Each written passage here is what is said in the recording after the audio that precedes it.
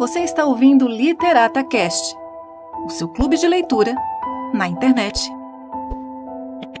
Narrado por Doroteia Gomes.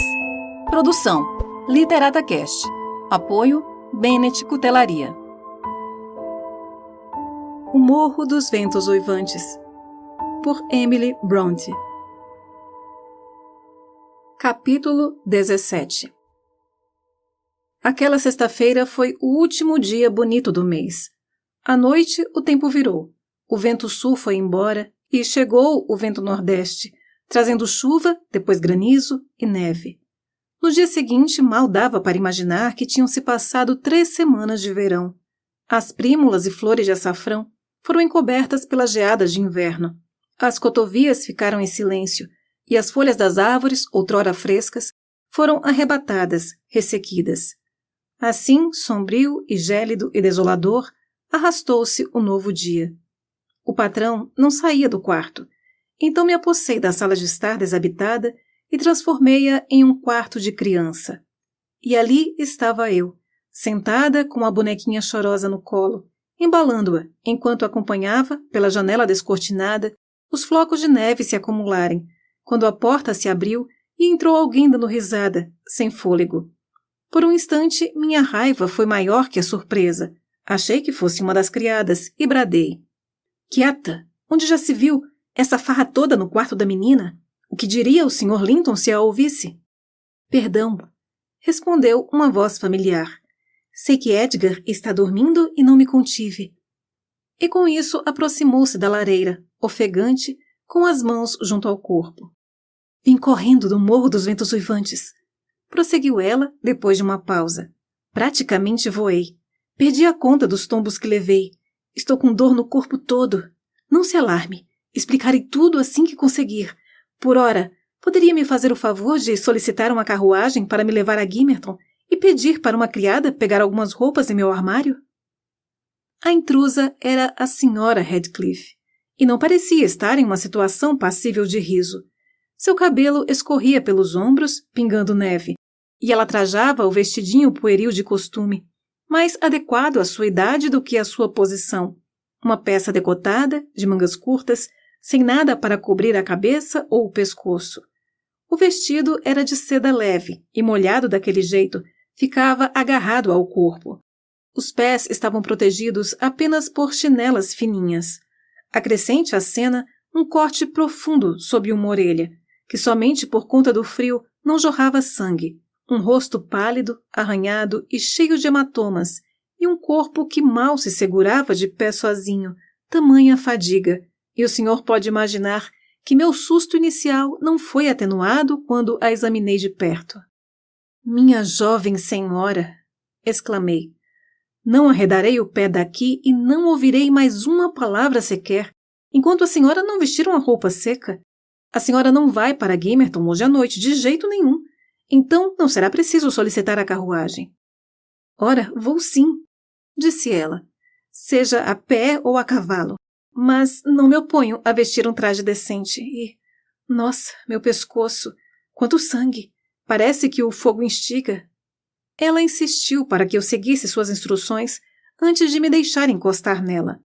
Só depois que o cocheiro recebeu ordens para se aprumar e uma criada arrumou uma trouxa de roupas, obtive o consentimento para fazer um curativo e ajudá-la a se trocar.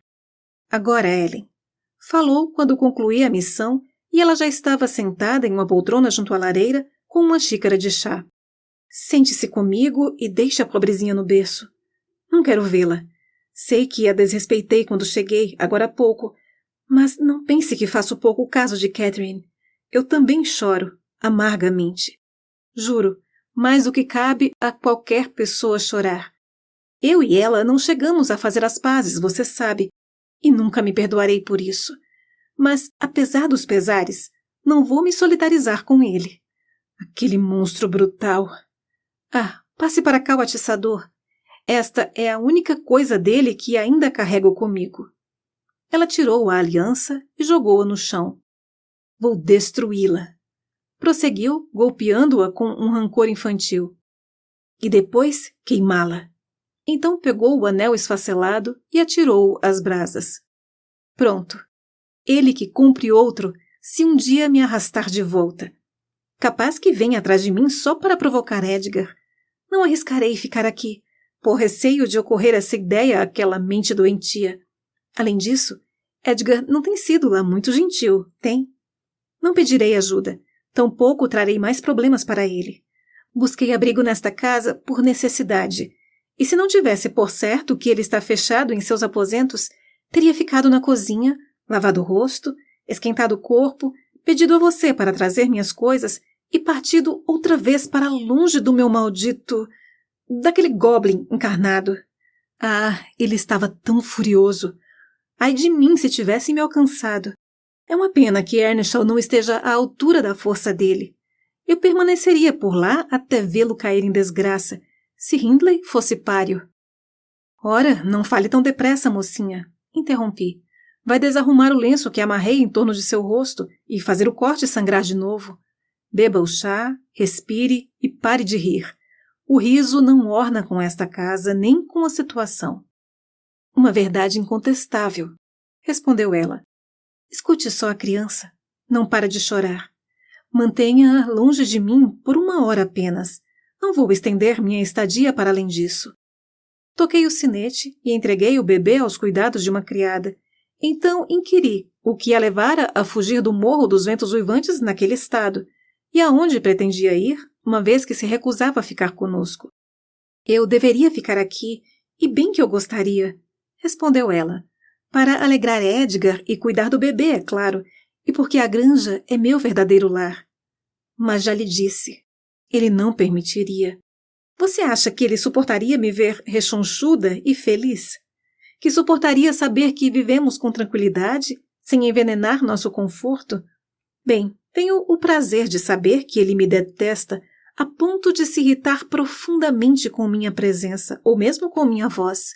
Já notei que, quando estou por perto, os músculos do rosto dele se contraem de maneira involuntária, em uma expressão de ódio, em parte por saber que tenho bons motivos para nutrir um sentimento mútuo por ele, em parte por sua aversão original. É tanta raiva que tenho certeza de que ele não ficaria me perseguindo o país afora, caso eu conseguisse escapar. Portanto, preciso sumir. Recuperei-me de meu desejo inicial de ser morta por ele. Preferiria que se matasse. Ele deu conta de extinguir meu amor. Então estou em paz. Ainda me lembro de como o amava e imagino que ainda pudesse amá-lo se... Não. Mesmo se ele me admirasse, seu caráter demoníaco teria vindo à tona, de uma maneira ou de outra. Era uma perversão e tanto da parte de Catherine estimá-lo daquele jeito, conhecendo-o tão bem. Monstro! Queria que fosse apagado da existência e da minha memória. Acalme-se. Ele é um ser humano. Falei. Seja mais caridosa. Existem homens piores. Ele não é humano, retrucou ela. E não é digno da minha caridade. Entreguei-lhe meu coração, e ele o torturou até a morte. Então atirou-o de volta para mim. As pessoas sentem com o coração, Ellen. E como ele destruiu o meu, não tenho como sentir mais nada por ele, nem que eu quisesse. Nem que ele sofresse pelo resto da vida e derramasse lágrimas de sangue por Catherine. Não tenho como. Isabela desatou a chorar, mas logo conteve as lágrimas e recomeçou. Você perguntou o que me trouxe até aqui. Fui obrigada a arriscar a fuga, pois despertei nele uma ira mais potente que sua perversidade. Cutucar os nervos com uma pinça de ferro quente requer mais frieza que desferir um único golpe na cabeça do adversário. Provoquei-o a ponto de fazê-lo esquecer a prudência diabólica de que tanto se gabava e apelar para a violência assassina. Senti prazer em exasperá-lo, e, como prazer, veio o instinto de autopreservação, então fugi. E se um dia eu cair naquelas garras mais uma vez, ele não me poupará de uma vingança inclemente. Ontem, como você bem sabe, o Sr. Earnshaw deveria ter comparecido ao enterro. Ele se manteve sóbrio para a ocasião, razoavelmente sóbrio. Isto é, não foi se deitar colérico às 6, nem acordou bêbado ao meio-dia. Por consequência, levantou-se com um desânimo suicida, tão apropriado para a igreja quanto para um baile, e optou por ficar sentado ao pé da lareira, afogando as mágoas em gin e conhaque. Radcliffe. Estremeço só de dizer esse nome. Não aparecia em casa desde domingo. Se foram os anjos que o alimentaram ou seus semelhantes subterrâneos, não sei dizer, mas ele não faz uma refeição conosco há quase uma semana. Esses dias todos, chegava junto com o raiar do sol, subia direto para o quarto e se trancava lá dentro. Ora, como se alguém sonhasse com a companhia dele. E lá permanecia, rezando como um cristão metodista, mas a divindade a qual suplicava não passa de pó e cinzas. E Deus, quando invocado, era curiosamente confundido com o Senhor das Trevas. Após concluir suas preciosas orações, que se prolongavam até ele quase ficar rouco e sua voz entalar na garganta, ele partia mais uma vez, sempre direto para a granja. Não sei por que Edgar não chamou logo as autoridades e mandou prendê-lo. Para mim, mesmo triste como estava com a perda de Catherine, foi impossível não tomar como um período festivo esses dias de descanso da opressão degradante. Recobrei os ânimos a ponto de ouvir os sermões intermináveis de Joseph sem chorar e de andar pela casa sem me esgueirar mais na ponta dos pés, feito um gatuno. Sei que é bobagem derramar lágrimas por qualquer coisa que Joseph possa dizer, mas ele e Hareton são companhias detestáveis. Prefiro me sentar com Hindley e aturar seus discursos tenebrosos a me juntar ao patrãozinho e seu fiel escudeiro, aquele velho execrável. Quando Radcliffe está em casa, muitas vezes sou relegada à cozinha, na companhia dos dois, ou morro de fome naqueles aposentos úmidos e desabitados. Quando não está, como foi o caso esta semana, ajeito uma mesa e uma cadeira junto à lareira e pouco me importo em saber como o Sr. Earnshaw ocupa seu tempo, e ele também não se intromete. Ele anda mais quieto do que de costume, contanto que não o provoquem, mais taciturno e deprimido e menos raivoso. Joseph está convencido de que ele é um homem mudado, que o Senhor tocou seu coração e ele foi salvo como alguém que escapou passando pelo fogo. Acho difícil detectar sinais dessa mudança favorável, mas não cabe a mim. Ontem me sentei no meu canto e folheei uns livros antigos até quase meia-noite.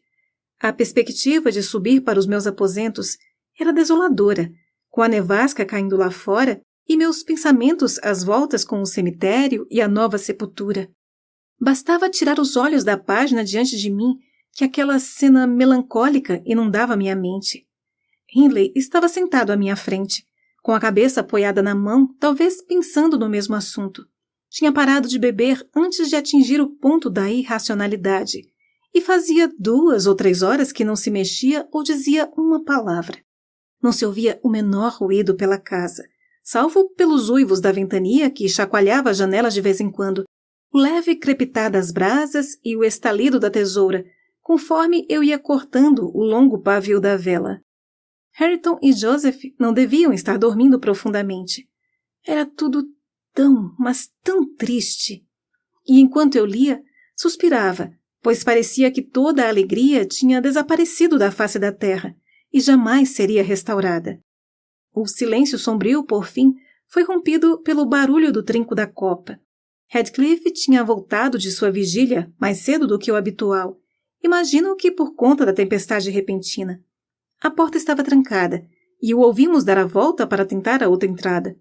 Levantei-me e deixei escapar uma interjeição que denunciava tudo o que eu sentia, induzindo meu companheiro, cujos olhos se mantinham fixos na porta, a se virar para me encarar.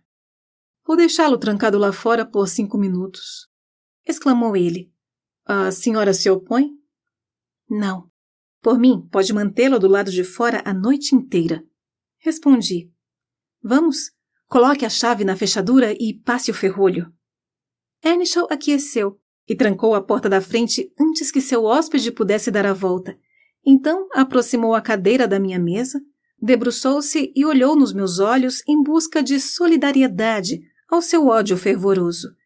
Parecia mais um assassino, e por isso não encontrou em mim o que procurava, mas compreendeu o bastante para se sentir encorajado a falar. «Eu e a senhora?» disse ele. «Temos uma dívida e tanto para quitar com aquele homem lá fora. Se não fôssemos covardes, poderíamos unir esforços para nos livrar dele. A senhora é tão frouxa quanto seu irmão? Está disposta a tolerar essas agruras até o fim, sem jamais dar o troco? Estou cansada, respondi, e ficaria feliz com uma retaliação que não se voltasse contra mim. Mas traição e violência são facas de dois gumes. Ferem mais aqueles que as empunham do que seus inimigos. Traição e violência são uma retribuição justa para a traição e violência, bradou Hindley.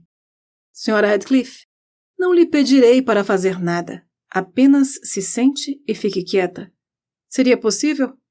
Tenho certeza de que sentiria tanto prazer quanto eu em testemunhar o fim daquele demônio.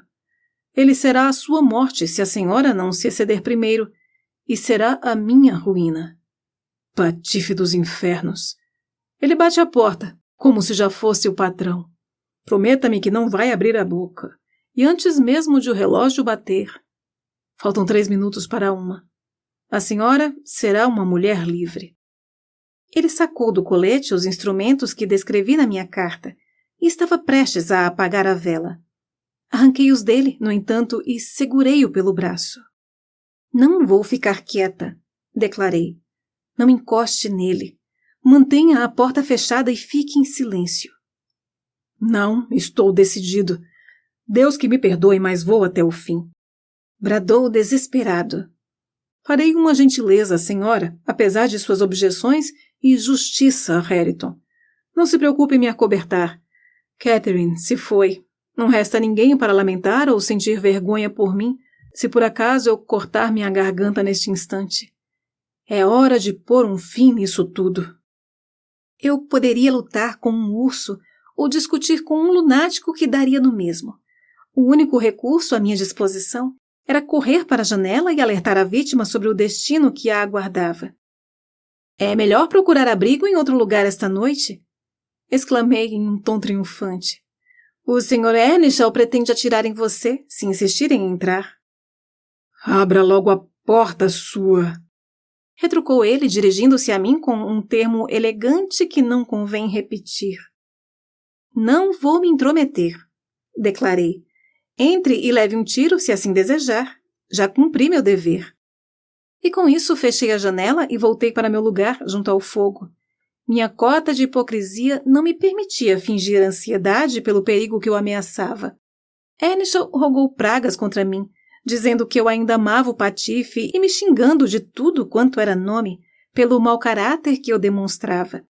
Secretamente, no fundo do coração, sem que a consciência jamais pesasse, pensei que seria uma bênção para ele se Radcliffe pusesse fim à sua triste existência e uma bênção para mim se ele mandasse Radcliffe aos quintos do inferno. Enquanto eu maturava essas reflexões, um dos painéis da janela atrás de mim foi atirado ao chão com um golpe de Radcliffe e seu rosto negro espiou pela fresta. A abertura era estreita demais para ele passar os ombros, e então eu sorri, contente com minha aparente segurança.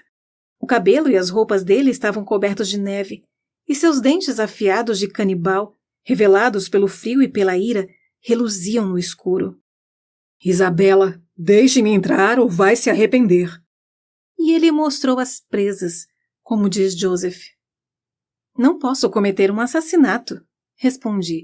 O Sr. Hindley está de sentinela com uma faca e uma pistola carregada.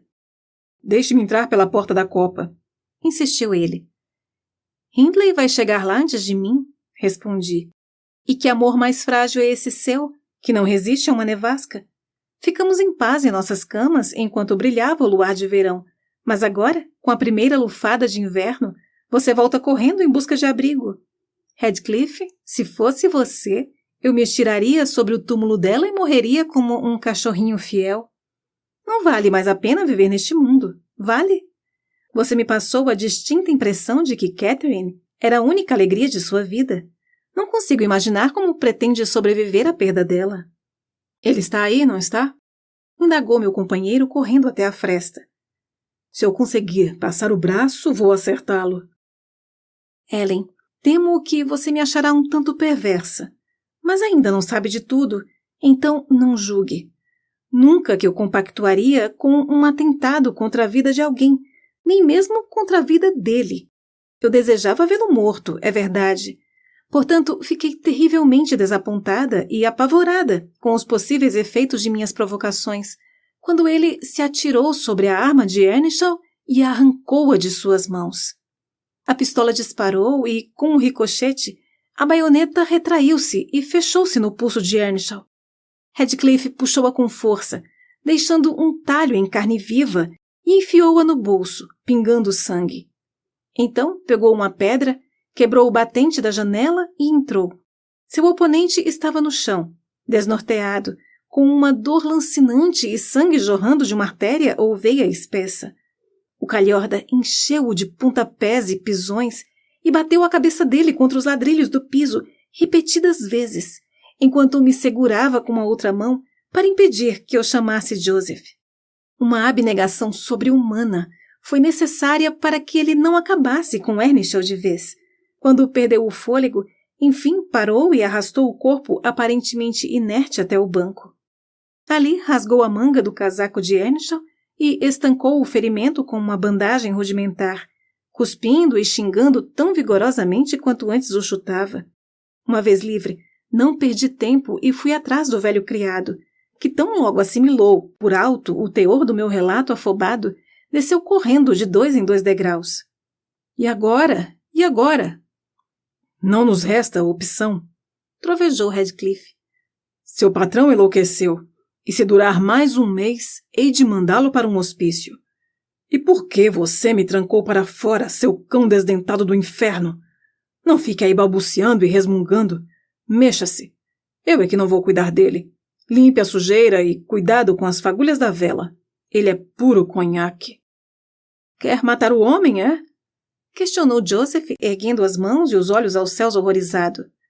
Nunca vi coisa assim. Que o senhor...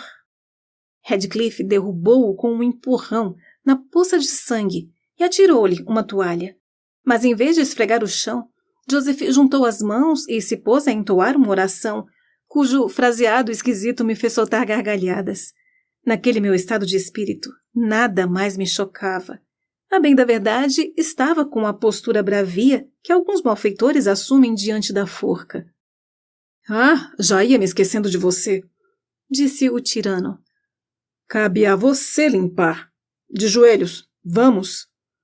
Fica conspirando com ele contra mim, não fica? Víbora! Eis um trabalho digno da sua laia. Ele me sacudiu até eu bater os dentes e me atirou junto a Joseph, que concluiu suas súplicas e se levantou em um átimo, jurando que partiria para a granja naquele mesmo instante. O Sr. Linton era um magistrado, e mesmo que tivesse 50 esposas mortas, haveria de investigar o caso. Joseph estava tão determinado que Radcliffe achou por bem me coagir a recapitular o ocorrido. Ficou pairando sobre mim, exalando maldade, enquanto eu dava um depoimento a contragosto em resposta às suas perguntas. Deu bastante trabalho convencer o velho de que Radcliffe não era o agressor, sobretudo porque eu não estava colaborando muito. O Sr. Earnshaw, no entanto, logo provou estar vivo, e Joseph prontamente administrou uma dose de licor, que o fez recobrar os movimentos e a consciência. Radcliffe, percebendo que seu oponente ignorava o tratamento recebido enquanto estava desacordado, acusou-o de estar bêbado e delirante. Disse que não se preocuparia mais com sua conduta atroz e aconselhou-o a ir para a cama. Para minha alegria, deixou-nos logo após dar esse conselho prudente, e Hindley se estirou no chão, ao pé da lareira. Recolhi-me para meus aposentos, admirada por ter escapado com tanta facilidade. Hoje cedo, quando desci, por volta das 11h30, o Sr. Earnshaw ainda estava sentado junto ao fogo, em um estado deplorável, e seu perverso rival estava quase tão abatido e esquálido quanto ele, escorado na lareira. Ninguém parecia inclinado a almoçar. Depois de esperar até que tudo à mesa esfriasse, comecei a refeição sozinha.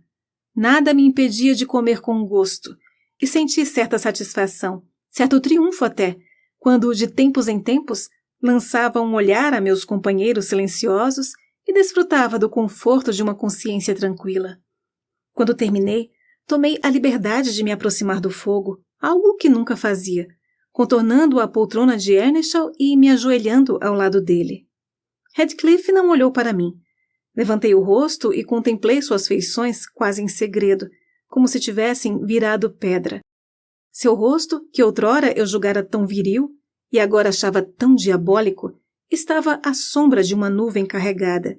Os olhos de basilisco pareciam apagados pela insônia e pelo choro, talvez, pois os cílios estavam úmidos. Os lábios que destilavam tanto escárnio estavam selados em uma expressão de tristeza inefável. Se fosse qualquer outra pessoa, eu teria coberto o rosto na presença de tamanho pesar. No caso dele, senti-me grata. Por mais desprezível que seja insultar um inimigo caído, eu não poderia perder a chance de aferroá-lo. Aquele momento de fraqueza era minha única oportunidade de me deleitar, retribuindo o mal com o mal. Mas que vergonha, senhorita! Interrompi. Parece até que nunca abriu uma Bíblia na vida. Quando Deus castiga seus inimigos, há de ser o bastante. É vil e presunçoso querer somar sua tortura à tortura divina. Via de regra, concordo com você, Ellen. Prosseguiu ela. Mas como eu poderia me contentar com o sofrimento de Heathcliff se não tivesse dedo meu? Por mim, ele sofreria menos até, contanto que fosse eu quem lhe causasse a dor e ele soubesse disso. Ah, ele me paga. Só conseguiria perdoá-lo sob uma condição: olho por olho, dente por dente. Devolver cada baque de agonia com outro baque, rebaixá-lo a meu nível. Como foi ele o primeiro a ferir, que seja o primeiro a implorar por perdão. E então, Ellen, talvez eu mostre um pouco de generosidade a ele. Mas é absolutamente impossível me vingar. Portanto, não tenho como perdoá-lo. Hindley pediu água. Servi-lhe um copo e perguntei como estava. Não tão mal quanto gostaria, respondeu. Salvo meu braço, tudo dói como se eu tivesse enfrentado uma legião de demônios. Não me espanta. Foi o meu comentário. Catherine vivia dizendo que não deixava certas pessoas levantarem um dedo contra o Senhor. Achava que não o machucavam por receio de ofendê-la. Que bom que as pessoas não se levantam mesmo do túmulo. Do contrário, ontem à noite, ela teria testemunhado uma cena repulsiva. O senhor não está coberto de cortes e hematomas no peito e nos ombros? Não sei, respondeu. Por quê? Não me diga que ele teve a pachorra de me agredir quando eu estava inconsciente. Ele aproveitou para pisoteá-lo e chutá-lo e bater sua cabeça contra o chão. Sussurrei. E salivava para arregaçá-lo com os dentes, porque é só meio homem. De resto, é um demônio. O Sr. Earnshaw, assim como eu, ergueu os olhos e fitou o semblante do nosso inimigo em comum, que, absorto na sua própria angústia, parecia indiferente a tudo ao redor. Quanto mais tempo passava ali parado, mais obscuras se revelavam suas feições. Ah, se Deus me desse forças para estrangulá-lo nos meus últimos momentos, eu iria feliz para o inferno. Grunhiu o homem impaciente, contorcendo-se para ficar de pé e afundando de volta em desespero, convencido da própria inadequação para o embate. Não. Já basta ele ter matado um membro da família. Comentei em voz alta. Todo mundo sabe que sua irmã ainda estaria viva na granja, não fosse pelo Sr. Heathcliff. Antes o ódio dele do que o amor. Quando me lembro de como éramos felizes, de como Catherine era feliz antes de ele aparecer, fatídico dia. Creio que Heathcliff tenha levado mais a sério a veracidade das minhas acusações do que os sentimentos que me levavam a falar daquele jeito. Ficou abalado, pude notar, pois choveram lágrimas sobre as cinzas e senti sua respiração embargada.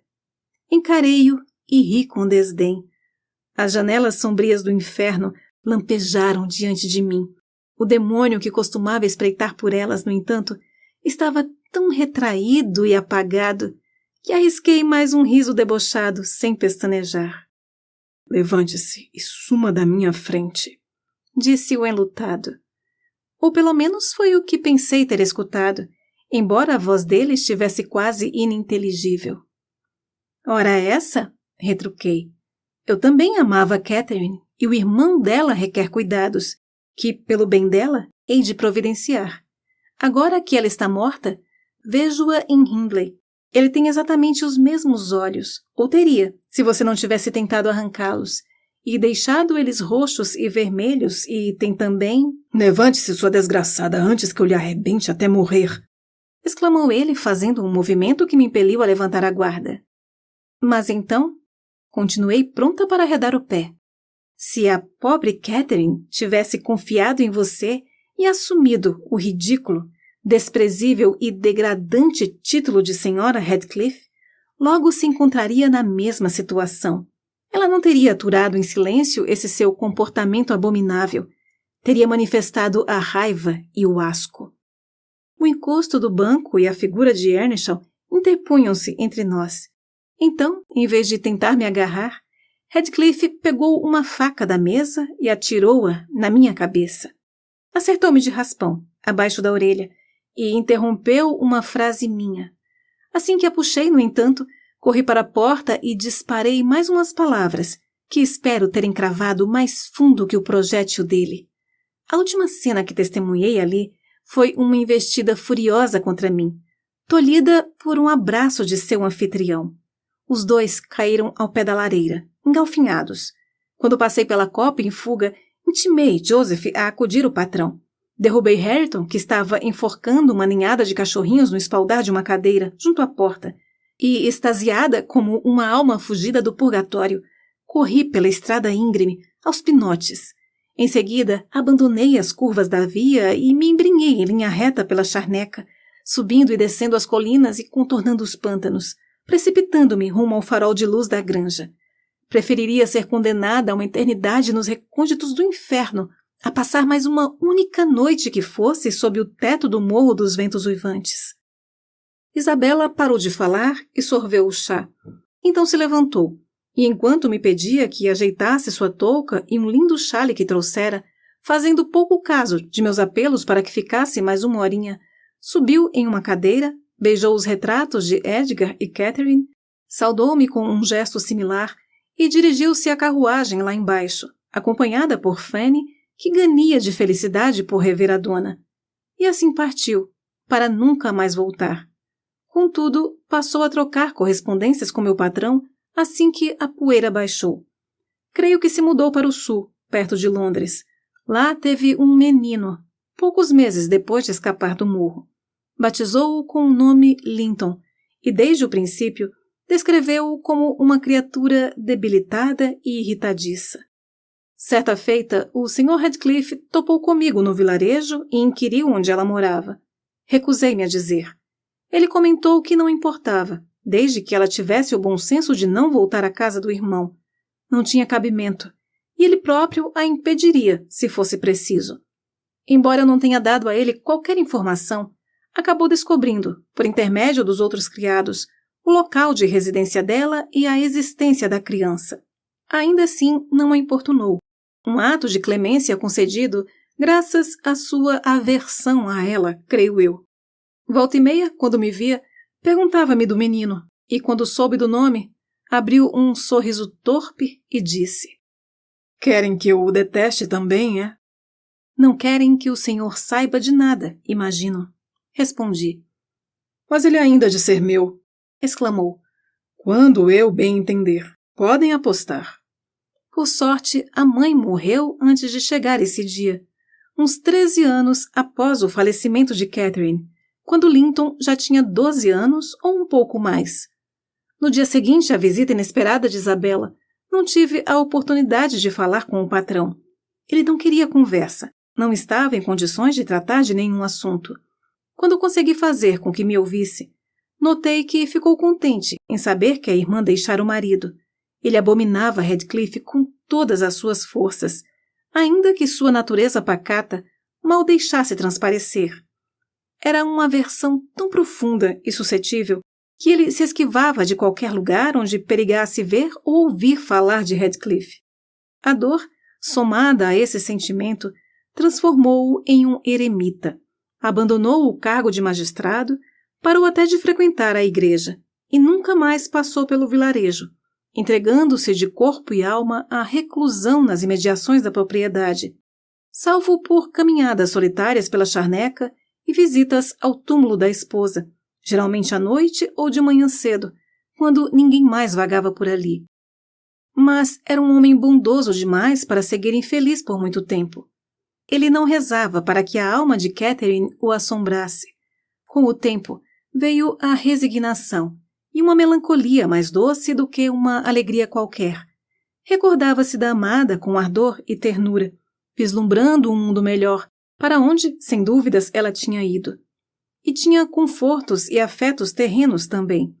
A princípio, como eu comentei, ele pareceu indiferente à frágil sucessora da falecida, mas a frieza derreteu tão depressa quanto a neve em abril, e antes mesmo que aquela coisinha pudesse balbuciar uma palavra ou ensaiar um passo, brandia o cetro de um déspota no coração dele. Batizaram-na de Catherine, mas ele nunca a chamava pelo nome inteiro, assim como nunca chamava a primeira Catherine pelo apelido, provavelmente porque Heathcliff tinha o hábito de fazê-lo. A pequena era sempre Cat. Assim, ele a distinguia da mãe e, ao mesmo tempo, estabelecia uma conexão entre as duas. A afeição que nutria devia-se mais ao elo com a mãe do que ao fato de ser sua filha. Eu costumava compará-lo a Hindley Earnshaw e penava para elucidar a mim mesma por que os dois tinham condutas tão opostas em circunstâncias similares. Ambos tinham sido maridos afetuosos e ambos eram afeiçoados aos filhos. Eu não conseguia entender como não seguiram o mesmo caminho, pelo bem ou pelo mal. Pensei comigo, Hindley, que parecia ter a cabeça mais no lugar, mostrara-se pior, o homem mais fraco. Quando seu navio se acidentou, o capitão abandonou o posto, e a tripulação, em vez de tentar salvar o barco, amotinou-se para infortúnio de todos. Linton, por outro lado, mostrou ter a verdadeira coragem de uma alma leal e fiel. Confiou em Deus, e Deus o reconfortou. Um vivia de esperança, e o outro no desespero. Escolheram a própria sina, e assim foram fadados a encará-la. Mas o pouparei de meus sermões, Sr. Lockwood. O senhor julgará essas histórias todas tão bem quanto eu, ou pelo menos julgará com convicção, o que dá no mesmo. O fim de Earnshaw, como era de se esperar, logo sucedeu o da irmã. Mal se passaram 6 meses entre um e outro. Nós, aqui na granja, nunca fomos informados sobre o estado de saúde dele antes de morrer. O pouco que sei, eu pensei quando ajudei com os preparativos para o enterro. Foi o Sr. Kennedy quem veio dar a notícia ao patrão. Bem, Nelly, disse ele, adentrando o pátio a cavalo certa manhã, tão cedo que me alarmei, com o pressentimento instantâneo de más notícias. Agora é sua vez e minha de ficar de luto. Adivinhe quem nos deixou. Quem? Perguntei exasperada. Ora, adivinhe, retorquiu ele enquanto desmontava e pendurava as rédeas em um gancho junto à porta. Pegue uma ponta de seu avental, de certo vai precisar. Não foi o Sr. Heathcliff, foi? Exclamei. O quê? Você verteria lágrimas por ele? Disse o médico. Não, Heathcliff segue firme e forte. Hoje mesmo está radiante, acabei de vê-lo. Até que está recuperando o peso rápido desde que perdeu sua alma gêmea. Mas quem então, Sr. Kennedy? Repeti impaciente. Hindley Earnshaw, seu velho amigo Hindley, respondeu ele. Cá entre nós, estava em uma derrocada já fazia um bom tempo. Aí está, eu avisei que você derramaria lágrimas. Mas se alegre, ele morreu do mesmo jeito que vivia, bêbado como um lorde. Pobre rapaz. Também lamento. É inevitável sentir saudade de um velho companheiro, embora ele dispusesse das piores artimanhas imagináveis e tenha me passado a perna. Mal completara 27 anos, a mesma idade que você. Quem diria que vocês dois nasceram no mesmo ano? Confesso que esse baque foi mais duro para mim do que a morte da Sra. Linton. Recordações antigas ainda pulsavam em meu coração. Sentei-me no alpendre e chorei como se fosse um parente, querendo que o Sr. Kennedy recorresse a algum outro criado para anunciar sua visita. Não pude deixar de me perguntar. Foi um destino justo? O que quer que eu fizesse, a questão martelava em minha mente. Cheguei ao ponto de pedir licença para ir ao Morro dos Ventos Uivantes e cumprir com meus últimos deveres ao morto. O Sr. Linton relutou muito em consentir, mas supliquei com veemência, aludindo à solidão em que ele se encontrava, sem amigo nenhum, e comentei que meu velho patrão e irmão de criação tinha tanto direito à minha serventia quanto ele. Além do mais, lembrei-o de que o pequeno Hareton era sobrinho de sua esposa e que, na falta de um parente mais próximo, ele haveria de se responsabilizar por sua tutela. Haveria também de se informar sobre o estado da propriedade e ajudar o cunhado com o que fosse preciso. Ele não estava em condições de tratar desses assuntos. Pediu para eu falar com seu advogado e, por fim, me permitiu ir. O advogado era o mesmo de Earnshaw. Fui atrás dele no vilarejo e pedi que me acompanhasse. Ele balançou a cabeça e aconselhou-me a deixar Radcliffe em paz, decretando que, se a verdade viesse à tona, Hareton viveria como um mendigo. O pai morreu endividado, disse.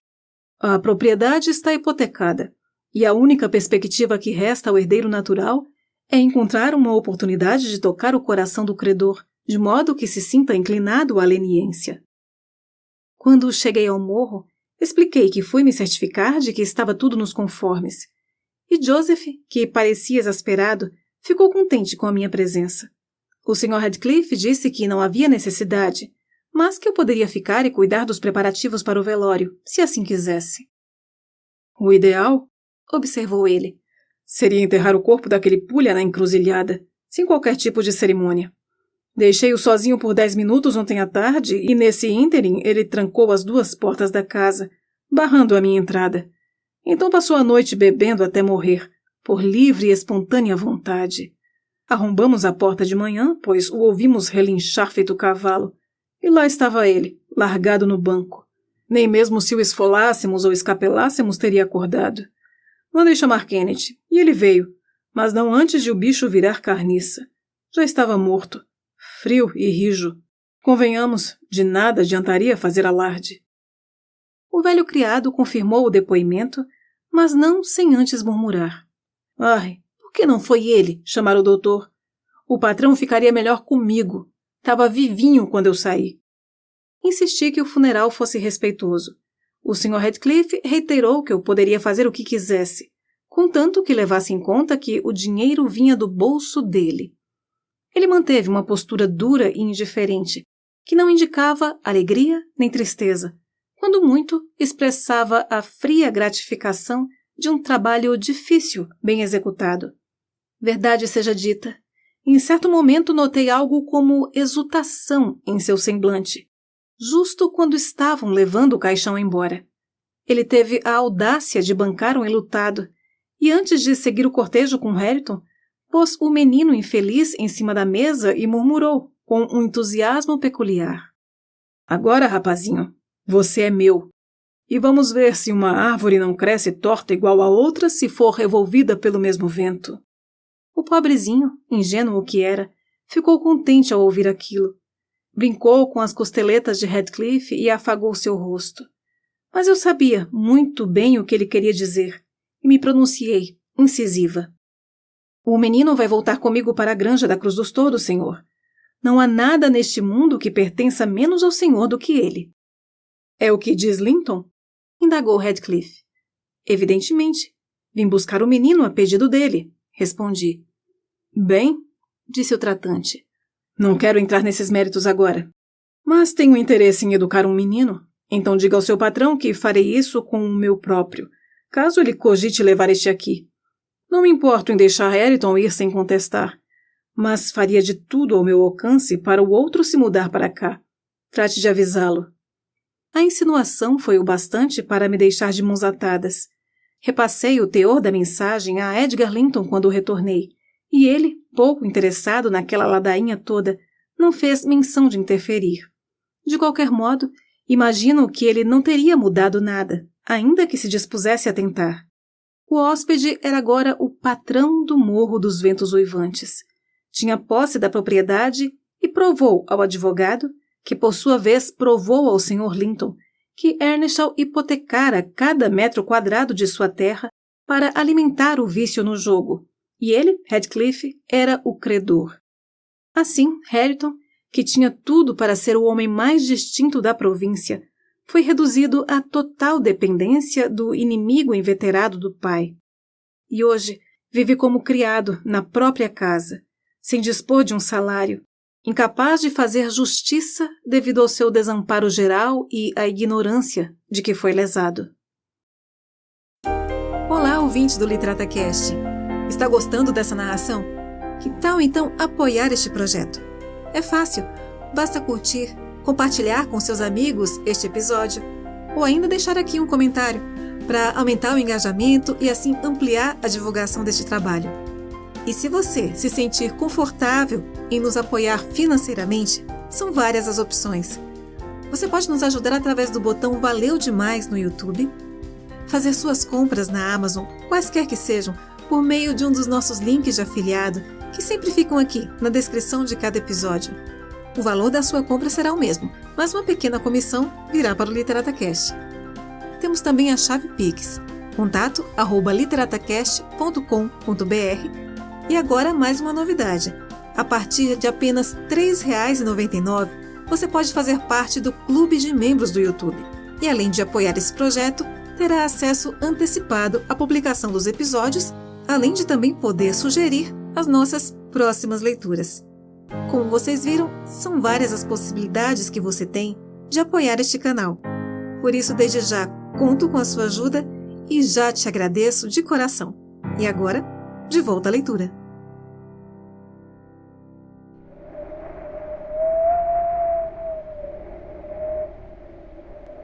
Capítulo 18.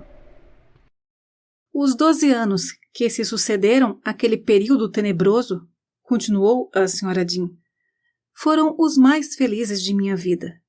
As minhas maiores preocupações nesse ínterim foram as doenças triviais que a senhorita apanhou, dessas que acometem todas as crianças, ricas e pobres. De resto, depois dos primeiros 6 meses, ela espichou feito um pinheiro e aprendeu a andar e falar à própria maneira, antes de a urze florir pela segunda vez sobre o pó da Sra. Linton. Era uma presença solar. Nunca vi tesouro tão precioso em uma casa desolada como aquela. Um rosto lindíssimo, com os belos olhos escuros dos Earnshaw, mas a pele alva, os traços delicados e o cabelo loiro e encaracolado dos Linton. Tinha um temperamento vivaz, jamais brusco, e um coração sensível, beirando o excesso em afeto. Sua capacidade de criar laços estreitos me lembrou a mãe, mas não se parecia de todo com ela, pois podia ser meiga e delicada como uma pomba, e tinha uma voz doce e um semblante pensativo. Seus momentos de raiva não degringolavam em fúria, e seu amor nunca era fervoroso, era profundo e terno. Contudo, é preciso admitir, tinha lá seus defeitos. Uma propensão a ser indolente era um deles, e um gênio perverso, que crianças mimadas invariavelmente adquirem, sejam bem comportadas ou difíceis. Se um criado por acaso a aborrecesse, retrucava sempre, vou contar para o papai. E quando ele a censurava, mesmo com o olhar, era como se partisse o coração dela. Não acho que alguma vez tenha sido duro com a menina. Encarregou-se de educá-la por conta própria, de bom grado. Felizmente, a curiosidade e a mente afiada fizeram dela uma aluna exemplar. Aprendia rápido, sem pestanejar, e fazia jus às aulas dele. Até completar 13 anos, não tinha ultrapassado os limites da granja sozinha. Em raras ocasiões, o Sr. Linton caminhava com ela por 1 ou 2 quilômetros, mas não a confiava a mais ninguém. O nome Gimmerton não lhe dizia nada. A capela era a única construção que ela tinha visto de perto ou adentrado, exceto pela própria casa. O Morro dos Ventos Uivantes e o Sr. Radcliffe não existiam para ela. Era uma perfeita reclusa, e assim vivia, perfeitamente contente. Às vezes, no entanto, quando observava a província pela janela de seu quarto, comentava: Ellen, quando é que vou poder caminhar até o topo daquelas colinas? Fico imaginando o que há do outro lado. É o mar? Não, senhorita Cat. Eu lhe respondia. São outras colinas, mais do mesmo. E como é a paisagem sob aqueles rochedos dourados? Ela perguntou uma vez. O declive abrupto do penhasco de Penistone, em particular, chamava muito a sua atenção, sobretudo quando o sol poente brilhava no topo e as escarpas ficavam à sombra. Expliquei que eram meros blocos de pedra, sem terra o suficiente entre as fendas para brotar uma arvorezinha que fosse. E como é que os rochedos passam tanto tempo iluminados, mesmo depois de anoitecer? Insistiu ela. É que o terreno é bem mais alto, expliquei. Alto e íngreme, diga-se de passagem. A senhorita não daria conta de escalar. No inverno, a geada chega lá primeiro. E mesmo no auge do verão, já vi neve naquele antro escuro a nordeste. Ah, quer dizer que você andou por lá! Exclamou ela, animada. Então também vou poder ir quando crescer. E o papai, Ellen, já foi até lá? Senhorita, esquivei-me de responder. Seu pai lhe diria que não vale a visita. A charneca, por onde caminham juntos, é muito mais agradável, e o terreno da granja da Cruz dos Tordos é o lugar mais bonito do mundo. Mas já conheço a granja, e não conheço o penhasco. Murmurou para si mesma. Adoraria contemplar a vista do ponto mais alto. A Minnie, minha pônei, ainda vai me levar lá. Depois que uma das criadas mencionou a Gruta das Fadas, ela ficou ainda mais obstinada em cumprir com o plano. Atormentava o Sr. Linton, e ele prometeu que a deixaria fazer o passeio quando fosse mais velha. Mas a senhorita Catherine media sua idade por meses, e assim martelava a pergunta. E agora, tenho idade para visitar o penhasco de Penistone? O caminho até os rochedos era rente ao Morro dos Ventos Uivantes. Edgar não tinha coragem de passar por lá, e, portanto, ela recebia sempre a mesma resposta. Ainda não, querida, ainda não. Comentei com o senhor que a senhora Radcliffe ainda viveu cerca de 12 anos após deixar o marido. Sua família tinha uma constituição delicada. Faltava a ela e Edgar o vigor que se vê por estas bandas. Qual doença por fim a levou, não sei dizer. Imagino que tenham morrido do mesmo mal, uma espécie de febre, branda a princípio, mas persistente e implacável no final.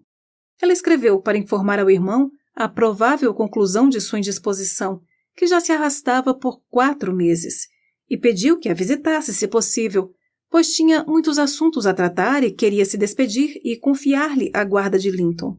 Nutria a esperança de que Linton permanecesse com ele, assim como permanecera com ela. Supôs, de bom grado, que o pai não tinha a menor vontade de assumir o fardo do seu sustento e educação. O patrão não hesitou nem por um instante em atender ao pedido. Relutava em deixar a casa por questões corriqueiras, mas por ela partiu de prontidão. Deixou Catherine sob minha tutela extraordinária, reiterando as ordens de que não devia deixar as dependências da granja, nem mesmo sob minha supervisão. Só não imaginou que ela fosse sair desacompanhada. Ele se ausentou por 3 semanas. Nos primeiros dias, a menina se enfurnou em um canto da biblioteca, triste demais para ler ou brincar. Quieta como estava, não me causava problemas, mas logo sobreveio um período de enfado impaciente e manhoso. E eu, atarefada e velha demais para correr para cima e para baixo a seu bel prazer, elaborei um método para mantê-la entretida. Mandava-a passear pela propriedade, ora a pé, ora no pônei, e emprestava-lhe meus ouvidos para que relatasse todas as suas aventuras, reais e imaginárias, quando regressava. Estávamos em pleno verão, e ela tomou tanto gosto por essas excursões solitárias que muitas vezes ficava fora desde o café da manhã até a hora do chá. Depois passava a noite contando suas histórias fantasiosas. Eu não temia que fosse mais longe do que deveria, pois os portões costumavam ficar trancados, e imaginei que não se aventuraria sozinha, mesmo que estivessem abertos. Infelizmente, minha confiança mostrou-se equivocada. Catherine me abordou certa manhã, às 8, e disse que aquele dia era um mercador árabe prestes a cruzar o deserto com uma caravana, e que cabia a mim providenciar os suprimentos para ela e os animais, 1 cavalo e 3 camelos, representados por um grande sabujo e 2 perdigueiros. Juntei um punhado de guloseimas, coloquei tudo em um cesto e pendurei-o na sela. Ela montou, alegre como uma fada, protegida do sol de julho por um véu e um chapéu de abas largas, E saiu, aos trotes, com uma risada faceira, debochando das minhas orientações para que não galopasse e voltasse cedo. A danada não apareceu para o chá. Um dos viajantes, o sabujo, já velho e afeiçoado aos confortos do lar, voltou. Mas Cat, o pônei e os perdigueiros não se encontravam nas imediações. Enviei alguns emissários atrás dela, em várias direções, e por fim saí eu mesma à procura. Encontrei um trabalhador consertando a cerca de uma plantação, nos limites da propriedade, e inquiri se tinha visto a senhorita. Ela passou por aqui de manhã, respondeu-me. Pediu para eu cortar um galho de aveleira para ela, saltou por cima da sebe com o pônei, ali onde está mais baixa, e galopou até sumir de vista. O senhor deve imaginar como me senti quando ouvi aquilo. Logo me ocorreu que devia ter rumado para o penhasco de Penistone. O que será dela? Exclamei, esgueirando-me pelo vão que o sujeito estava consertando e precipitando-me estrada acima. Corri em disparada, quilômetro após quilômetro, até me deparar com um morro em uma curva, sem o menor sinal de Catherine, longe ou perto. O penhasco fica a uns 2 quilômetros da residência do Sr. Heathcliff, ou seja, a cerca de 6 quilômetros da granja. Então comecei a temer que não chegaria lá antes de cair a noite. E se ela escorregou tentando escalar o despenhadeiro, pensei, e morreu ou fraturou alguns ossos? O suspense estava me consumindo. E a princípio fiquei bastante aliviada quando passei pela casa e vi Charlie, o mais feroz dos perdigueiros, deitado sob uma janela, com a cabeça inchada e uma orelha sangrando. Abri a porteira, corri até a porta e bati insistentemente para que me deixassem entrar. Uma mulher que eu conhecia e que antes morava em Gimmerton atendeu. Estava trabalhando no morro como criada desde a morte do Sr. Earnshaw. — Ah, disse ela, a senhora veio atrás da mocinha? Não se aflija. Ela está sã e salva aqui, mas ficou contente por não ser o patrão. — Ele não está em casa? Perguntei, ainda afobada. — Não, respondeu ela. Ele e Joseph saíram, e acho que só voltam dentro de 1 hora ou até mais tarde. Entre e descanse um pouco. Aceitei o convite e encontrei a cordeira desgarrada sentada junto à lareira, balançando-se em uma cadeirinha que pertencera à sua mãe quando era pequena. Seu chapéu estava pendurado na parede, e ela parecia totalmente à vontade, rindo e tagarelando, na melhor das disposições imagináveis, com Hareton, já um rapaz encorpado, no alto de seus 18 anos, que a fitava com bastante curiosidade e espanto, sem compreender muito bem a torrente de observações e perguntas que ela despejava sem parar. — Muito bem, esbravejei, torcendo o nariz para disfarçar a alegria em vê-la. A senhorita está proibida de passear, pelo menos até seu pai voltar. Menina levada da porta não passa. — Ah, Ellen! Exclamou ela, contente e saltitando para perto de mim. Tenho uma bela história para contar hoje à noite. Que bom que me encontrou! Você já esteve aqui antes? Põe o chapéu, vamos já para casa. Decretei. Estou muito chateada, senhorita Cat. Isso não se faz. E não me venha com manha. Nada vai compensar os apuros que passei, vasculhando a província atrás da senhorita. E pensar que o Sr. Linton me encarregou de mantê-la em casa. Como pôde fugir assim? É mesmo uma raposinha sorrateira. Ninguém mais vai confiar na sua palavra. O que foi que eu fiz? Choramingou ela melindrada. O papai não me impôs nada. Ele não vai ralhar comigo, Ellen. Ele nunca fica zangado como você. Vamos, repeti. Deixe que eu amarro a fita. Chega de petulância. Ah, mas que vergonha! A senhorita tem 13 anos e age como um bebê. Falei assim com ela, pois arrancou o chapéu e recuou até a chaminé, fora do meu alcance. Ora, disse a criada, não seja dura com a mocinha, senhora Dean. Fomos nós que a paramos na estrada. A menina queria voltar logo, para não deixar a senhora nervosa. Hareton se ofereceu para acompanhá-la, e achei que seria uma boa ideia. É um perigo cavalgar pelas colinas. Durante a discussão, Hareton ficou parado com as mãos nos bolsos, desconfortável demais para se pronunciar. Não parecia estar muito contente com a minha intrusão. Quanto tempo a senhorita vai me deixar aqui plantada? Prossegui, ignorando a intromissão da mulher. Em 10 minutos estará escuro. Onde está o pônei, senhorita Cat? E onde está Fênix? Se não se aprumar logo, deixarei a senhorita aqui. Faça como quiser. A Minnie está no pátio, retrucou ela. E o Fênix está fechado ali. Ele foi mordido. O Charlie também. Eu pretendia lhe contar tudo, mas você está de mau humor e não merece ouvir. Apanhei o chapéu e me aproximei para colocá-lo de volta. Mas, percebendo que as pessoas da casa advogavam a seu favor, ela começou a zanzar pela sala. E quando fui atrás, correu feito ratazana, por cima e por baixo e por trás dos móveis, deixando-me em uma situação constrangedora. Hareton e a mulher riram, e ela se juntou a eles, ainda mais impertinente, até que bradei, muito irritada. Bem, senhorita Cat, se soubesse a quem pertence esta casa, faria questão de ir embora. É do seu pai, não é?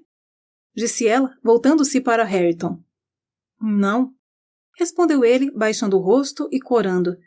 Não conseguia encarar os olhos firmes dela, embora fossem iguais aos seus.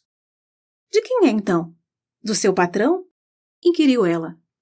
Ele enrubesceu ainda mais, desta vez tomado por outra emoção. Praguejou e deu-lhe as costas. Quem é o patrão dele? A menina insistiu naquela mulação, recorrendo a mim. Ele fala em nossa casa e nossa gente. Pensei que era filho do proprietário. E não me tratou por senhorita. Deveria ter tratado, não deveria, já que é um criado? Hareton ficou tão anuviado quanto um céu de tempestade, diante daquela arenga infantil. Sem alarde, chacoalhei a inquisidora e, por fim, consegui equipá-la para partir.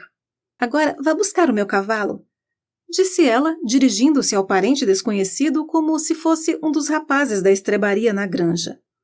Depois pode me acompanhar. Quero que me mostre onde o caçador de goblins costuma aparecer na charneca. E quero saber mais das fadas. Mas ande logo. Qual é o problema? Eu disse para buscar o cavalo. Vai para o inferno. Não sou seu criado, não. Rosnou o rapaz. O que foi que você disse? Perguntou Catherine, surpresa. Vai para o inferno, sua bruxa descarada. Retrucou ele.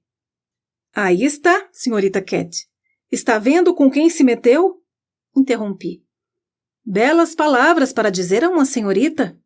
Por favor, não discuta com ele. Ande, vamos nós mesmas buscar Minnie e tomar nosso rumo. Mas, Ellen, protestou ela, encarando-me atônita. Como ele ousa falar assim comigo? Não deveria fazer o que eu mando? Criatura perversa. Vou contar para o papai o que você disse, ora essa. Hareton não pareceu abalado com a ameaça, e brotaram lágrimas de indignação dos olhos de Cat. Traga você o pônei, então, exclamou ela, virando-se para a mulher. E solte meu cachorro imediatamente. Calma, senhorita, respondeu a criada. Bons modos não fazem mal a ninguém. Embora o Sr. Hareton não seja filho do patrão, é primo seu, e não estou aqui para servi-la. Ele? Meu primo? Exclamou Cat com uma risada desdenhosa. Pois é, respondeu a censora. Ah, Ellen, não deixe que digam essas barbaridades, continuou ela, desolada. O papai foi buscar meu primo em Londres. Meu primo é filho de um cavalheiro. Impossível ele... Ela se deteve e caiu em prantos, mortificada com a mera possibilidade de ter algum parentesco com aquele bufão.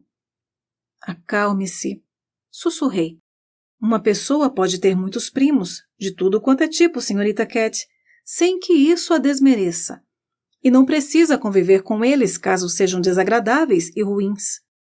Ele não é meu primo, Ellen, insistiu ela, chorando cada vez mais, conforme ponderava, e atirando-se em meus braços na tentativa de se refugiar da ideia. Fiquei muito zangada com ela e com a criada pelas revelações mútuas. Não tinha dúvidas de que a chegada iminente de Linton, comunicada pela menina, seria reportada ao Sr. Radcliffe, e estava certa de que a primeira coisa que Catherine faria, ao ver o pai, seria pedir explicações para aquela história de ter um parente grosseiro. Hareton, passado o desgosto de ser tomado por criado, pareceu comover-se com o tormento dela. Trouxe o pônei até a porta e, para acalmar os ânimos, pegou um belo filhote de terrier no canil, colocou-o em suas mãos e pediu para que se acalmasse, pois não queria lhe fazer mal. Ela parou com as lamúrias por um instante, fitou-o com espanto e horror e tornou a chorar. Mal pude conter um sorriso diante de sua antipatia pelo pobre coitado. Um jovem atlético, de traços formosos e porte robusto e sadio, e um traje condizente com as ocupações diárias do trabalho no campo e as incursões pela charneca para caçar lebres e fazões. Ainda assim, pensei ter detectado em sua fisionomia uma mente superior à do pai, isto é, qualidades perdidas em um emaranhado de ervas daninhas, cujo vigor superava, de longe, seu crescimento descuidado, e que evidenciavam, contudo, um solo fértil, capaz de germinar fartos plantios em outras circunstâncias mais favoráveis. O Sr. Radcliffe, creio eu, não o sujeitou a torturas físicas, graças à natureza destemida do rapaz, que não instigava esse tipo de opressão. Não dispunha da tímida vulnerabilidade que apeteceria a Radcliffe maltratar. Ele parecia ter usado de toda a sua maldade para fazer do rapaz um bruto. Jamais cuidara para que Hareton aprendesse a ler ou escrever. Nunca o repreendia por maus hábitos, contanto que não o aborrecesse. Jamais o conduzira por um caminho virtuoso, ou o protegera do caminho dos vícios. E, pelo que ouvi, Joseph contribuíra em muito para a sua derrocada, com uma parcialidade tacanha que o levava a bajular e mimar o menino ainda criança, pois era o patriarca da velha família.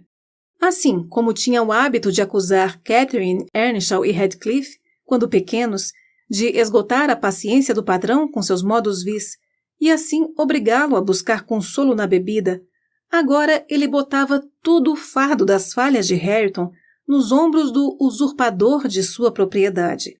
Quando o rapaz usava palavras de baixo calão, Joseph não o corrigia, tampouco quando se comportava mal, por pior que fosse. Aparentemente, dava-lhe gosto vê-lo afundar. Acreditava que o rapaz estava arruinado, que sua alma estava fadada à perdição, mas concluía que era Radcliffe o culpado. Eram as mãos dele que estavam sujas de sangue, e Joseph encontrava conforto nesse pensamento. Joseph incutira no rapaz o orgulho de seu nome e sua linhagem, e Hareton, se tivesse mais coragem, até estabeleceria uma relação de ódio com o atual proprietário do morro. Mas o pavor que tinha dele beirava a superstição, e assim confinava seus sentimentos a murmurinhos raivosos e juras privadas. Não vou mentir para o senhor, não sei a fundo o que se passava no Morro dos Ventos Uivantes à época. Tudo isso eu ouvi dizer. Vi muito pouco. No vilarejo, diziam que o Sr. Radcliffe era um senhorio mesquinho e cruel com seus inquilinos, mas a casa, por dentro, recobrara seu antigo aspecto de conforto sob cuidados femininos, e o alvoroço cotidiano dos tempos de Hindley não era mais encenado sob aquele teto. O patrão era muito soturno para buscar companhia em quem quer que fosse, boa ou ruim, e ainda é. Mas estou às voltas com a minha história. A senhorita Cat rejeitou o terrier como tratado de paz e ordenou que lhe trouxessem seus próprios cachorros, Charlie e Fênix. Os dois vieram mancando, de cabeça baixa, e partimos para casa carrancudos, todos nós. Não consegui arrancar da senhorita detalhes de como passar o dia, exceto que, como eu já suspeitava, o destino de sua peregrinação era o penhasco de Penistone, e que antes de viver qualquer aventura, na altura do morro, deparou-se com Hareton e os escudeiros caninos, que atacaram a sua comitiva. Os cães travaram uma batalha atroz, e os donos custaram a separá-los. Foi assim que se conheceram. Catherine contou a Hareton quem ela era e aonde estava indo, e pediu que lhe indicasse o caminho, persuadindo-o por fim a acompanhá-la. Ele revelou a ela os mistérios da Gruta das Fadas e de 20 outros lugares insólitos. Mas eu, então desprezada por ela, Não fui agraciada com uma descrição dos objetos interessantes que viu. Pude inferir, no entanto, que seu guia conquistara sua estima, até que ela o magoou ao tratá-lo como serviçal, e a governanta de Redcliffe a magoou ao alegar que era seu primo. O linguajar que ele tinha usado pesava em seu coração. Justo ela, que era sempre amor e querida e rainha e anjinho para todos na granja, ultrajada por um desconhecido.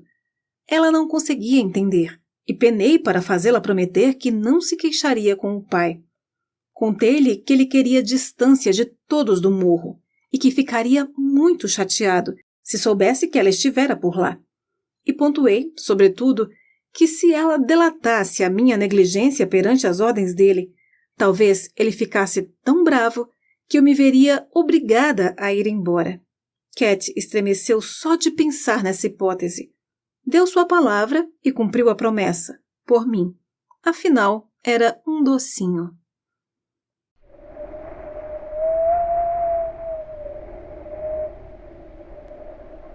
Capítulo 19.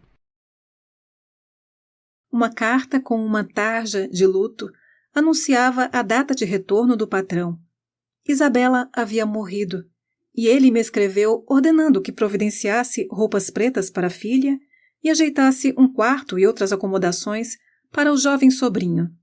Catherine ficou extasiada com o regresso do pai e antecipava com muito otimismo os inúmeros méritos do verdadeiro primo. Chegou a tão esperada noite.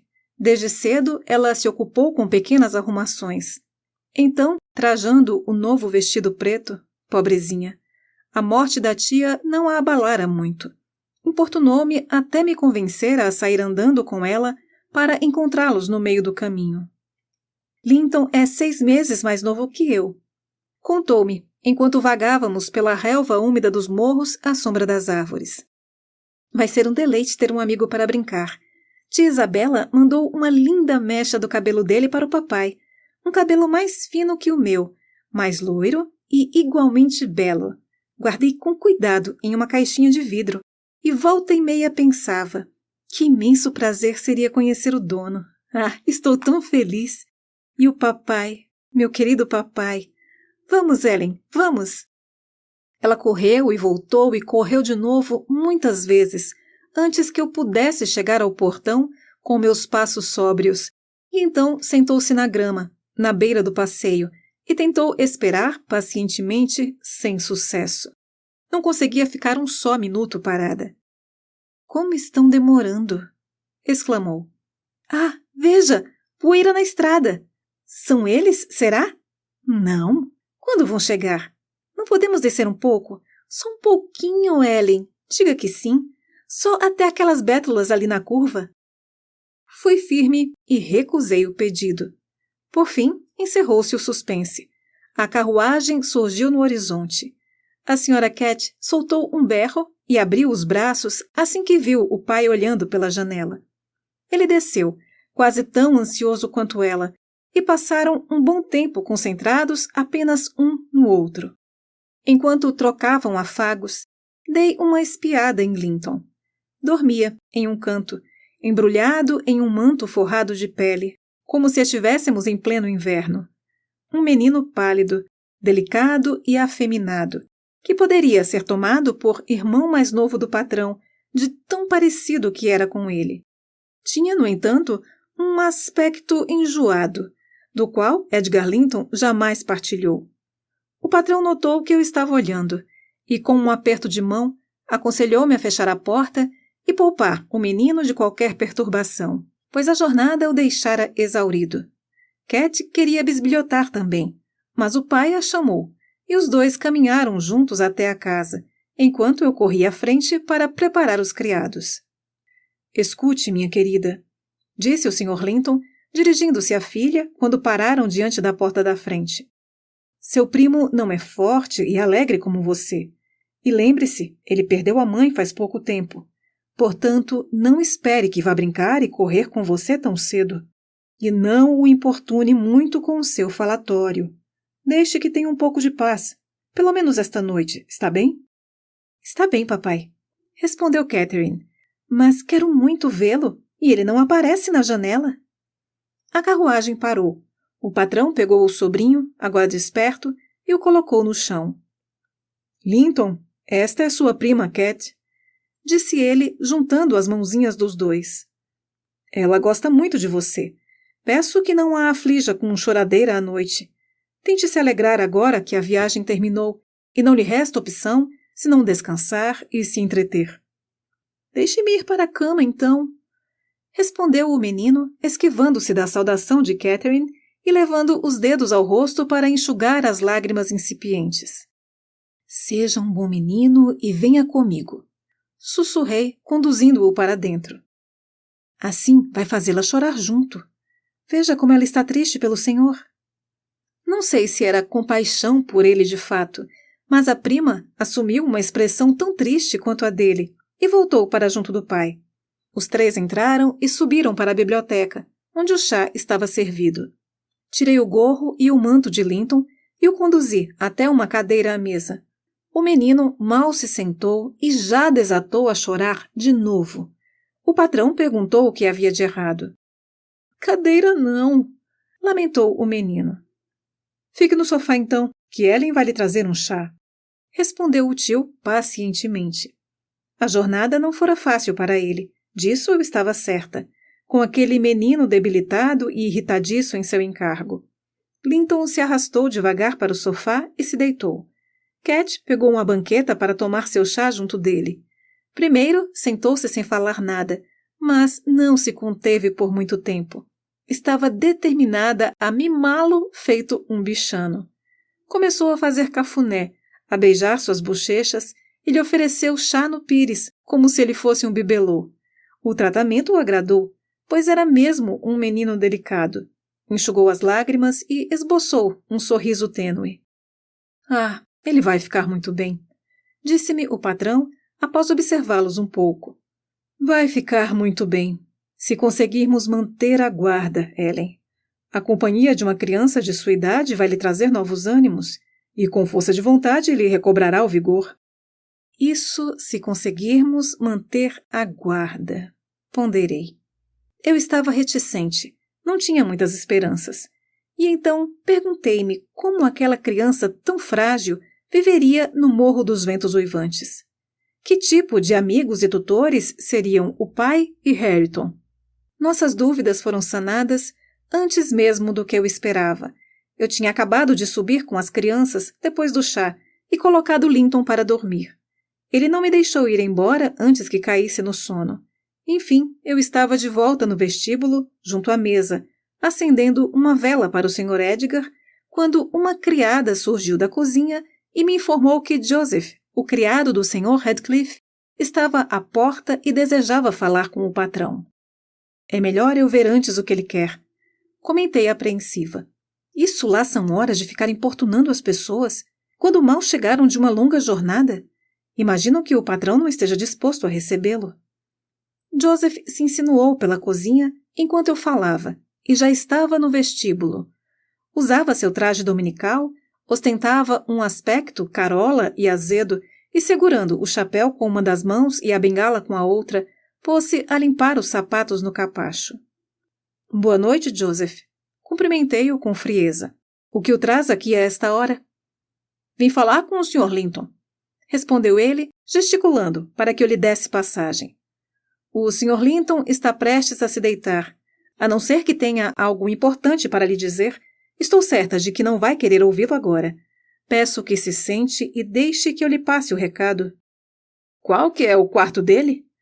Insistiu, esquadrinhando a fileira de portas fechadas. Percebi que ele não aceitaria a minha mediação de jeito nenhum. Então, a contragosto, fui até a biblioteca e anunciei o visitante inoportuno, recomendando que fosse dispensado até o dia seguinte. Antes mesmo que o Sr. Linton pudesse anuir, Joseph subiu no meu encalço, entrou no gabinete e ficou plantado à mesa, com os punhos cerrados apoiados na bengala, e começou a falar, exaltado, como se já antecipasse oposição. Radcliffe mandou buscar o menino, e não arreda o pé daqui sem ele. Edgar Linton ficou em silêncio por um instante. Uma expressão de tristeza profunda anuviou seu rosto. Tinha os próprios motivos para sentir pena do menino, mas ao se recordar das esperanças e temores de Isabela, do horizonte que vislumbrava para o filho e da confiança de deixá-lo a seus cuidados, lastimou que precisasse entregá-lo e buscou outra saída no fundo do coração. Não lhe ocorreu nenhum plano, e se expressasse o menor desejo de manter a guarda do menino, provocaria uma intimação ainda mais categórica. Não lhe restava escolha, a não ser resignar-se, mas não acordaria o sobrinho. «Diga ao Sr. Radcliffe», respondeu com calma, «que enviarei o filho dele ao Morro dos Ventos Uivantes amanhã. O menino já foi se deitar e está cansado demais para fazer a viagem agora. Pode dizer também que a mãe de Linton queria que o menino ficasse sob a minha guarda e que, no presente momento, ele está com a saúde muito debilitada.» «Não», disse Joseph, batendo a bengala no chão com ares autoritários. «Não, não, não. Radcliffe está pouco se lixando para ela ou para o senhor. Só quer que eu leve o menino, e assim será. Quero nem saber.» «Hoje, não», retrucou Linton, resoluto. «Volte agora mesmo e transmita a seu patrão o que eu disse. Ellen, acompanhe-o. Vá.» E com isso ajudou o velho indignado a se levantar, enxotou-o da biblioteca e fechou a porta. «Quero só ver!» gritou Joseph enquanto se afastava devagar. «Amanhã vem ele em carne e osso. Quero ver botar ele para fora.»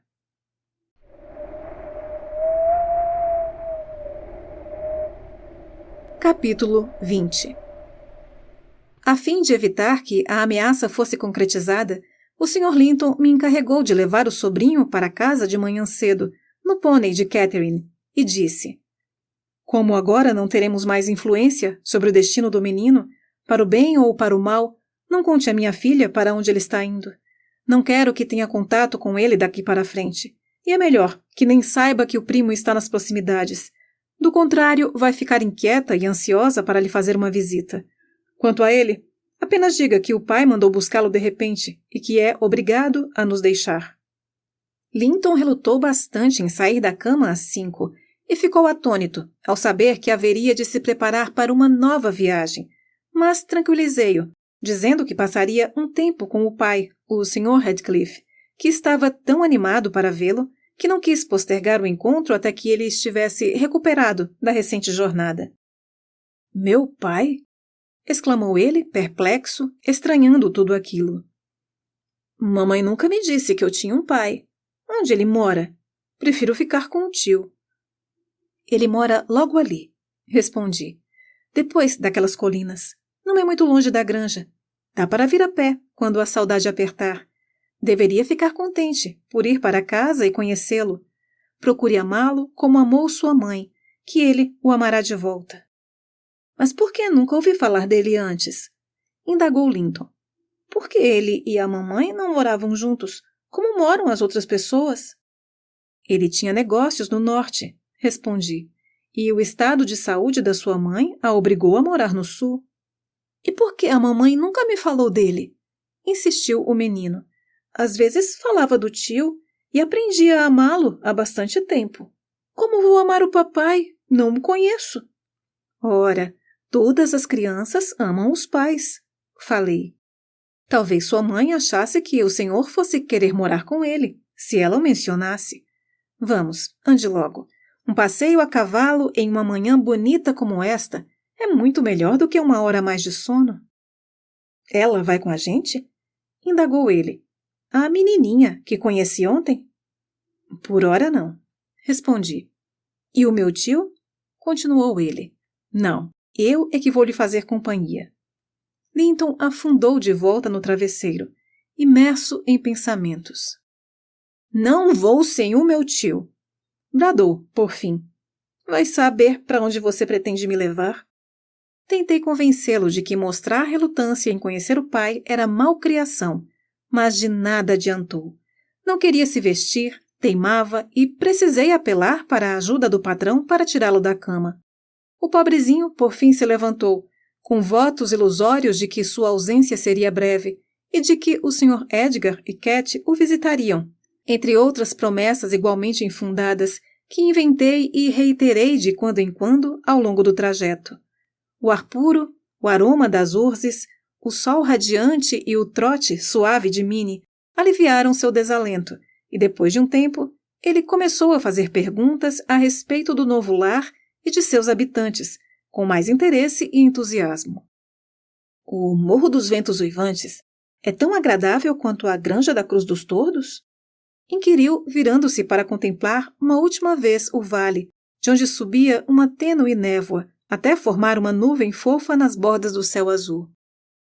Não tem tantas árvores ao redor, respondi, e não é tão grande, mas tem uma vista linda para toda a província, e o ar de lá é melhor para a saúde, mais fresco e mais seco. A princípio, é capaz que o senhor ache a casa velha e sombria, mas, eu lhe digo, é uma propriedade de respeito, a segunda melhor da região. E o senhor vai dar passeios tão agradáveis pela charneca. Hareton Earnshaw, o outro primo da senhorita Cat, e portanto seu, de certa forma, vai lhe mostrar os lugares mais bonitos. Recomendo escolher um livro para os dias de tempo bom e assim fazer de um morro verdejante o seu gabinete de estudos. E, de vez em quando, seu tio pode lhe fazer companhia. Ele costuma caminhar pelas colinas.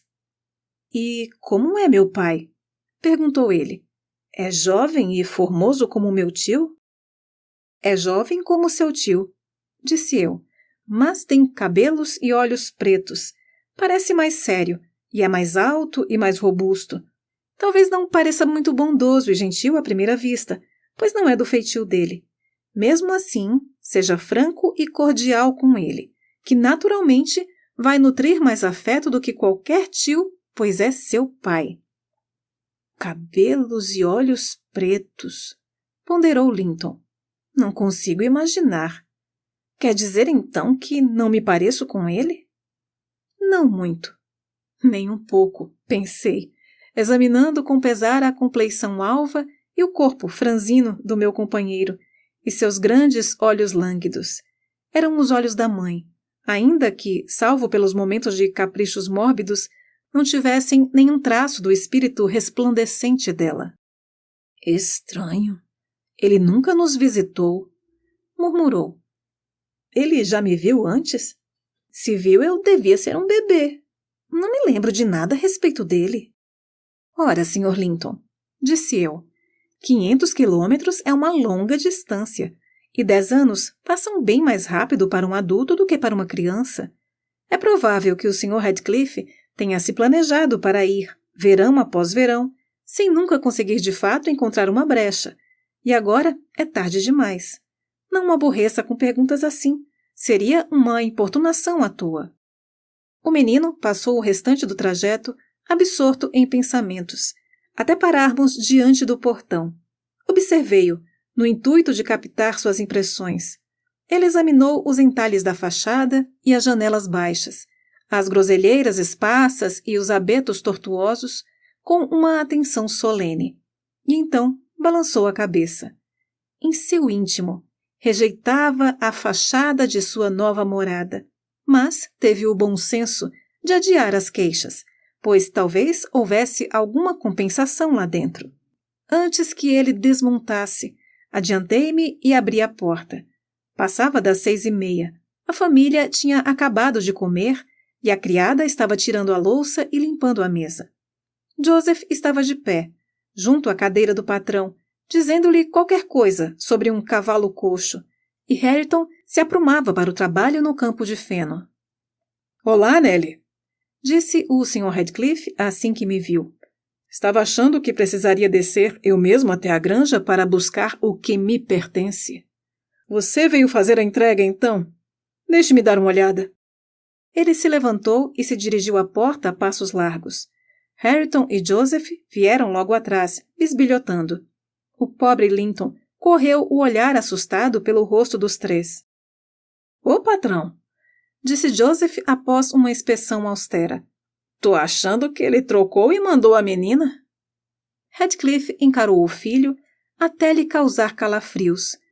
Então soltou uma risada de escárnio.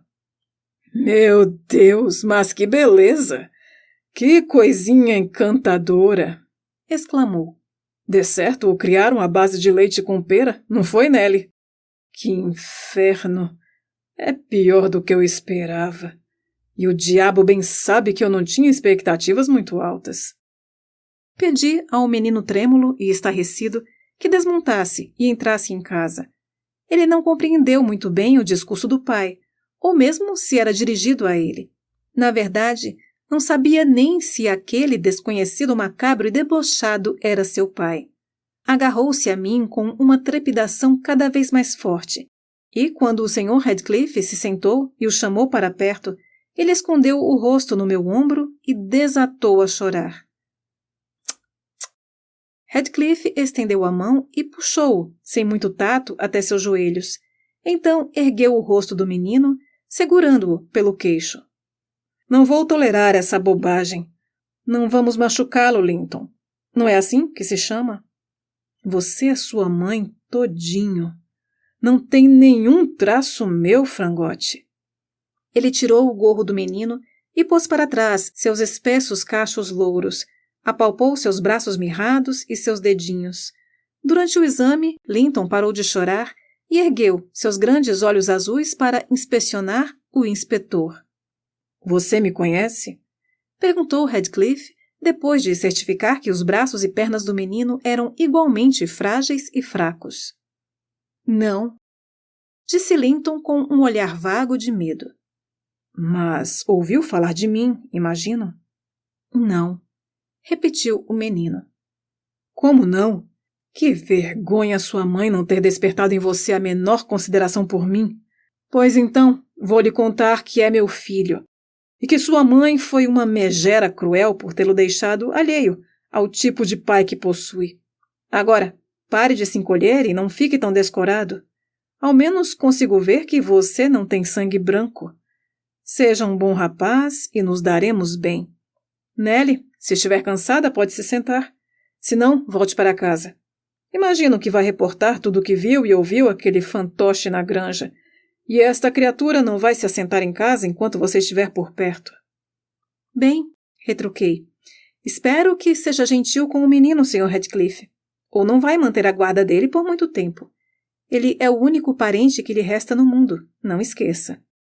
Vou tratá-lo muito bem. Não se preocupe, disse ele, rindo. E mais ninguém há de se aproximar dele. Terei grande zelo, monopolizarei seu afeto. E, como o meu primeiro gesto de gentileza, Joseph, sirva um café da manhã ao rapaz. Hareton, bezerro dos infernos, vá trabalhar. Pois é, Nelly, acrescentou quando os demais se retiraram. Meu filho é o herdeiro do lugar que você chama de casa, e não quero que ele morra antes de me certificar de que serei seu sucessor. Além disso, ele é meu, e quero ter o triunfo de ver o meu descendente se tornar senhor das propriedades deles, o meu filho contratando os filhos deles, e lhes fornecendo um ganha-pão. Justiça seja feita. É essa perspectiva que me leva a suportar o pirralho. Eu o desprezo por quem ele é, e o detesto pelas memórias que traz à tona. Mas essa perspectiva me basta. Ele está são e salvo comigo, e hei de cuidar dele, tão bem quanto o seu patrão cuida da filha. Tenho um quarto para ele lá em cima, com a mais linda mobília. Contratei um tutor também, para vir 3 vezes por semana, de uma distância de 30 quilômetros, para lhe ensinar o que quiser aprender. Dei ordens para que Hareton o obedeça, e tratei de tudo para mantê-lo um patamar acima dos demais. Um verdadeiro cavalheiro. Lamento, no entanto, que não esteja à altura desse trabalho todo. Se me coubesse pedir uma única bênção neste mundo, seria a de ter um filho digno de orgulho. É uma amarga decepção deparar-me com esse miserável, pálido e chorão. Enquanto ele falava, Joseph voltou, trazendo uma tigela de mingau, e colocou-a diante de Linton, que olhou o grude com uma expressão de asco e declarou que não comeria aquilo. Notei que o velho servente partilhava do desdém do patrão, embora se visse obrigado a guardar o sentimento para si, uma vez que Radcliffe ordenara a criadagem tratá-lo com respeito. Não vai comer, não? Retorquiu ele, olhando Linton nos olhos e baixando a voz a um sussurro, por receio de ser ouvido. Quando o Sr. Harrington era pequeno, só comia desse mingau. Se é bom para ele, é bom para o senhor. Não vou comer, respondeu Linton, espevitado. Tire isso daqui. Joseph pegou a comida, indignado, e trouxe-a até nós. Tá ruim a comida, é? Indagou, forçando a bandeja debaixo do nariz de Radcliffe. Por que estaria? Perguntou ele. Ai, respondeu Joseph. A donzelinha ali não quer comer? Mas fazer o quê? A mãe era igual. Achava a gente sujo demais para semear o milho do pão que ia comer. Não fale da mãe dele para mim, disse o patrão, nervoso. Sirva algo que ele esteja disposto a comer e ponto. O que ele costuma comer, Nelly? Sugeri leite fervido ou chá, e a governanta foi instruída a preparar algo. Bem, pensei comigo, o egoísmo do pai talvez contribua para o conforto do menino. Radcliffe já se deu conta de que ele tem uma constituição delicada e de que convém tratá-lo razoavelmente bem. Deixarei o Sr. Edgar a par da disposição repentina de Radcliffe. Espero que lhe sirva de consolo.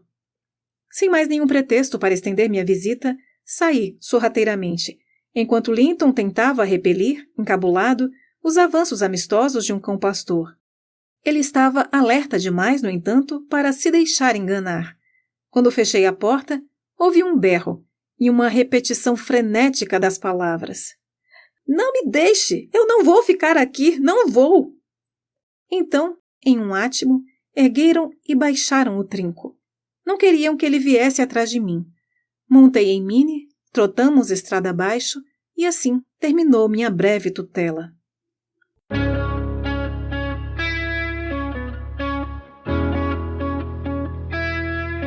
Você acabou de ouvir mais um episódio do Literata Cast. Apoio Bennett Cutelaria.